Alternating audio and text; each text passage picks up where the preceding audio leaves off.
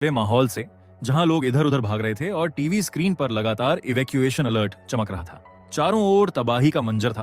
Buildings धराशायी हो चुकी थीं, सड़कें फट चुकी थीं और हवा में सिर्फ चीखों की गूंज थी।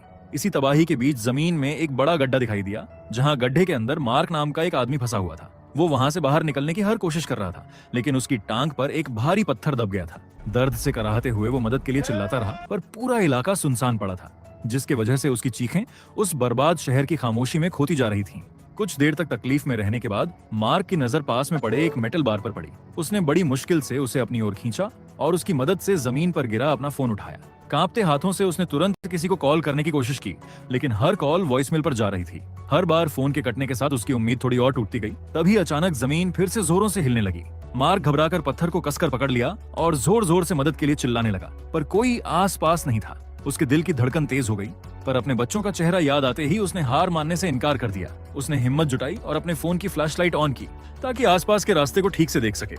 रोशनी घुमाते हुए उसने पास ही एक अंधेरी टनल देखी, मगर तभी उसी सुरंग के अंदर से एक भयानक गुर्राने की आवाज आई। डर के मारे मार्क का दिल थमसा गया और उसने तुरंत फ्लैशलाइट बंद कर दी। कुछ पल तक वो चुपचाप वहीं बैठा रहा। उसकी सांसें तेज चल रही थीं। फिर उसने खुद को संभाला और सोचा कि उसे अपनी पत्नी को किसी तरह खबर देनी चाहिए। उसने फोन में एक वॉइस मैसेज रिकॉर्ड किया, जिसमें उसने अपने हालात के बारे में बताया और ये भी कहा कि बच्चों का ख्याल रखा जाए।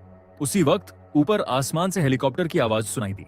मार्क की आंखों में एक पल के लिए उम्मीद चमक उठी, पर कुछ ही सेकंड में हेलीकॉप्टर क्रैश होकर ब्लास्ट हो गया। धमाके की तेज लहर से जमीन हिल गई और पूरा गड्ढा ढहने लगा। मार्क ने घबराकर तेजी से अपने पास पड़े मेटल बार से पत्थर को हटाया और पूरी ताकत लगाकर उसके चेहरे से रंग उड़ गया। कुछ पल के लिए उसने खुद को दीवार के सहारे छोड़ दिया, मानो उसके लिए अब सब खत्म हो गया हो। पर जब उसने अपने फोन में बच्चों की फोटो देखी तो उसे जीने की ताकत मिल गई। फिर उसने जेब से लाइटर निकाला और चारों ओर रोशनी फैलाई। चोट की वजह से वो ठीक से चल नहीं पा रहा था, इसलिए उसी मेटल बार को सहारे के रूप में पकड़कर धीरे धीरे आगे बढ़ने लगा। थोड़ा आगे बढ़ते ही दीवारों पर उसे खून के निशान दिखे। उसे एहसास हुआ कि शायद वो यहाँ अकेला नहीं है। कुछ और आगे जाकर उसे जमीन पर पड़ा एक बैकपैक मिला। उसने झुककर उसे खोला तो अंदर उसे एक नाइट विजन कैमरा मिला। उसने कैमरा चालू किया और सुरंग के अंदर झांका। कैमरे की हरी रोशनी में उसे एक कोने में किसी इंसान की परछाई दिखाई दी। मार्क सावधानी से उस दिशा में बढ़ा और जब पास पहुंचा तो देखा वहां एक जख्मी और बेहोश औरत पड़ी थी। उसने झुककर उसे हिलाया तो औरत डर के मारे अचानक उठ बैठी। मार्क ने तुरंत उसे शांत करने की कोशिश की और पास पड़ा बैग उठाकर उसे दिखाया। इशारे से पूछा कि क्या ये उसका बैग है।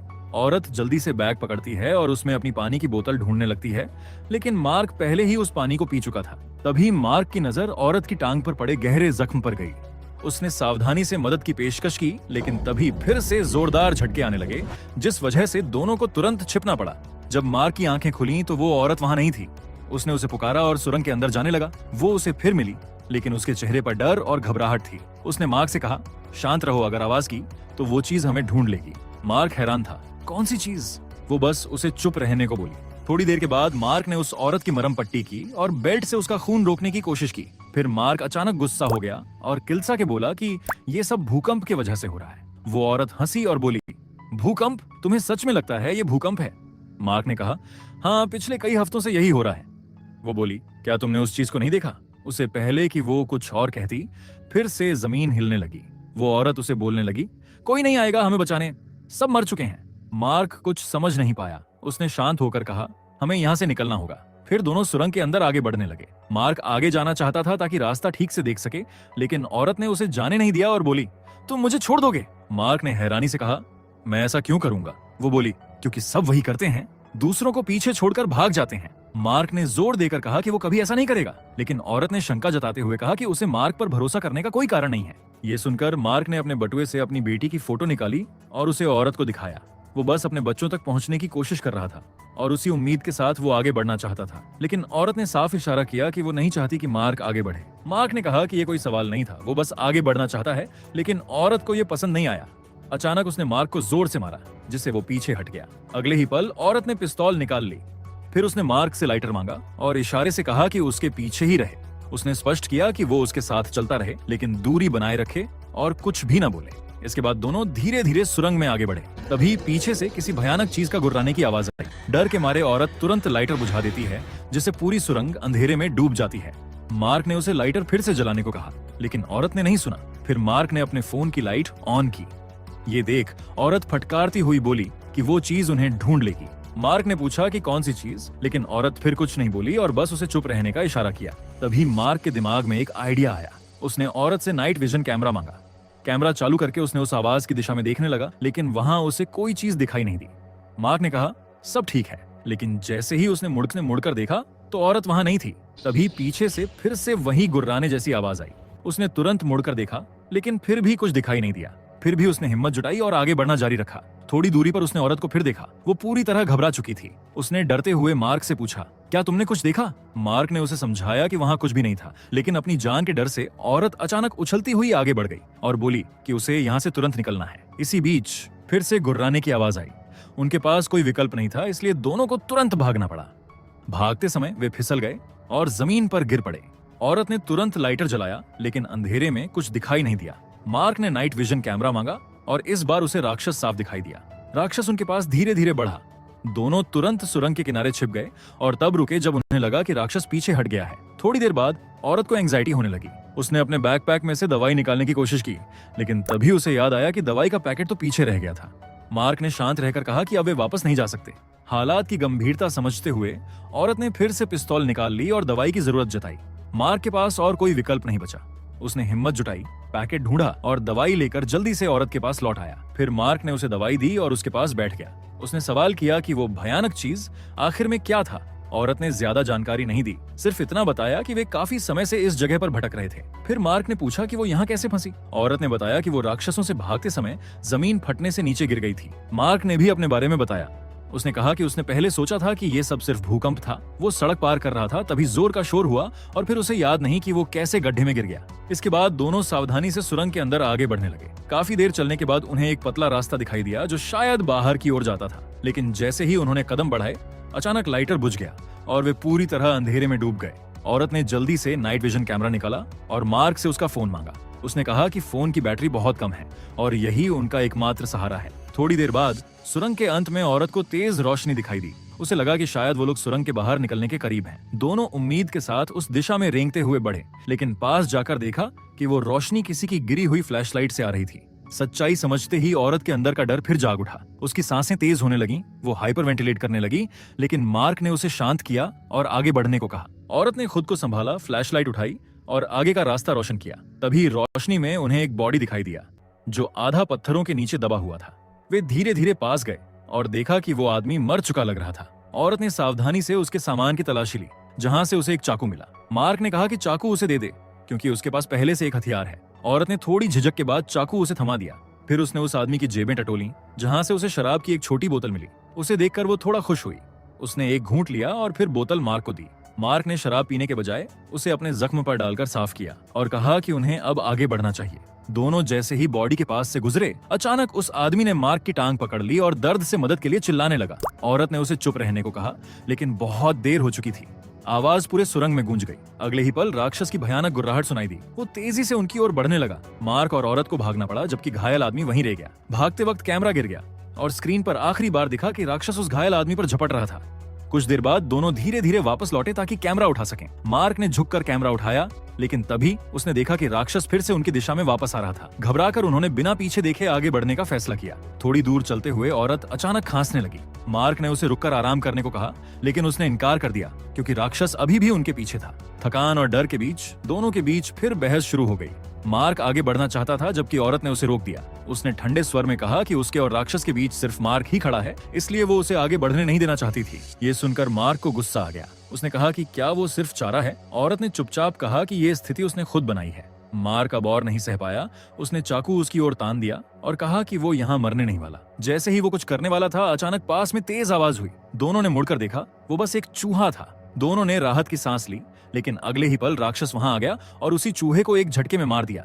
ये देखकर दोनों घबराकर भागने लगे। अंधेरे और मलबे के बीच दौड़ते हुए अचानक राक्षस ने मार्क को पकड़ लिया। मार्क दर्द और डर में तड़पता हुआ मदद के लिए चिल्लाया। उसने उस औरत से कहा कि राक्षस को गोली मारो, लेकिन औरत डर के मारे शौक में थी। वो कुछ नहीं कर पाई और वहां से भाग गई। कुछ देर बाद जब वो अकेली सुरंग में आगे बढ़ रही थी, उसे लगा कि कोई उसके पीछे आ रहा है। उसने डर के मारे धीरे से मुड़कर देखा और उसकी आंखें फैल गईं। सामने मार्क जिंदा खड़ा था। वो हैरान और खुश दोनों थी। यकीन नहीं हो रहा था कि मार्क उस राक्षस से कैसे बच गया।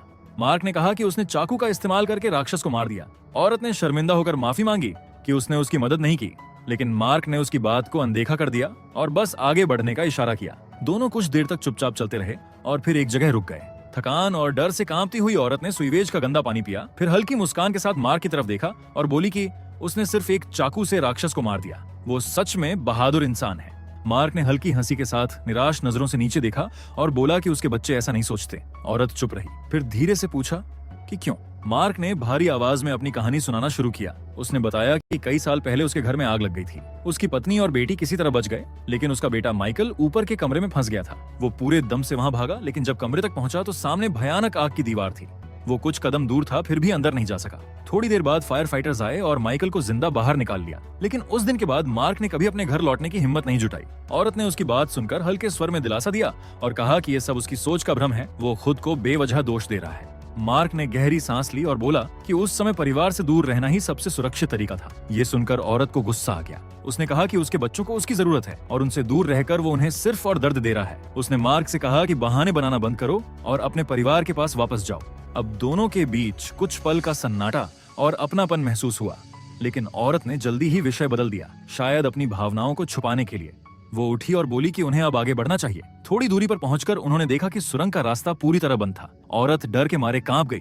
उसने कांपती आवाज में पूछा कि अब वो क्या करेंगे। मार्क ने स्थिति को देखकर कहा कि उन्हें वापस लौटना होगा, लेकिन ये सुनते ही औरत का गुस्सा फूट पड़ा। उसने चिल्लाते हुए कहा कि वो वापस नहीं जाएगी। घबराहट में उसने सामने पड़े पत्थरों को लात मारना शुरू कर दिया। मार्क के पास और कोई चारा नहीं था, तो वो भी उसकी मदद करने लगा।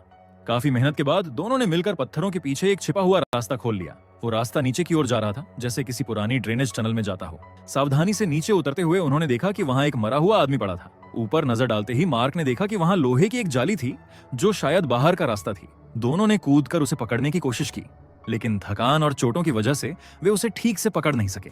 तभी अचानक बाहर से गोलियों की आवाजें और लोगों की चीखें सुनाई दी।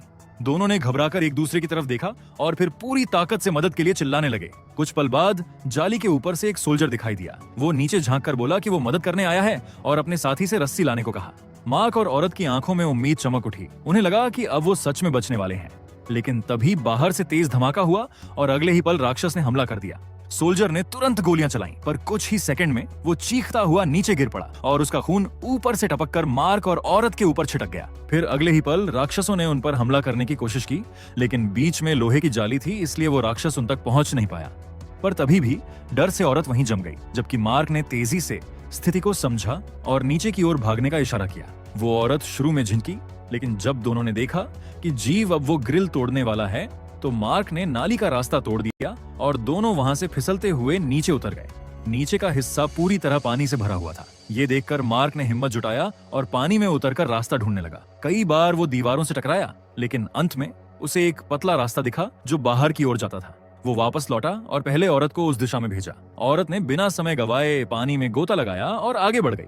मार्क वहीं रुका रहा, क्योंकि एक समय में केवल एक ही व्यक्ति उस रास्ते से जा सकता था। और तभी राक्षसों की गुर्राहट फिर से पास आने लगी। कुछ ही पलों बाद दूर से हल्की रोशनी दिखाई दी। वो औरत थी जिसने रास्ता साफ होने का संकेत दिया था। मार्क ने तुरंत गोता लगाया, लेकिन बीच रास्ते में दीवार से टकराकर उसने दिशा खो दी। पानी में उसकी सांसें तेज हो गईं और उसे घुटन होने लगा।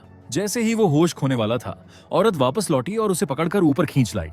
दोनों हांफते हुए पानी से बाहर निकले, लेकिन जिंदा बच जाने की राहत उनके चेहरों पर साफ दिख रही थी। कुछ पल आराम करने के बाद वे घुटनों के बल रेंगते हुए धीरे धीरे आगे बढ़े। सुरंग के अंत में हल्की सी रोशनी दिखाई दी, जिससे उनमें उम्मीद की किरण जाग उठी। दोनों रोशनी की दिशा में रेंगते हुए बाहर निकलने की कोशिश करने लगे, लेकिन जैसे ही वे उस जगह के करीब पहुंचे, अचानक जमीन जोर से हिलने लगी और सामने के गड्ढे में से एक विशाल जीव बाहर निकल आया। वो औरत डर के मारे पीछे हट गई, जबकि मार्क ने तुरंत उसे आगे बढ़ने का इशारा किया। अब तक उन्हें समझ आ चुका था कि उस जीव को अंधेरे में ज्यादा कुछ दिखाई नहीं देता।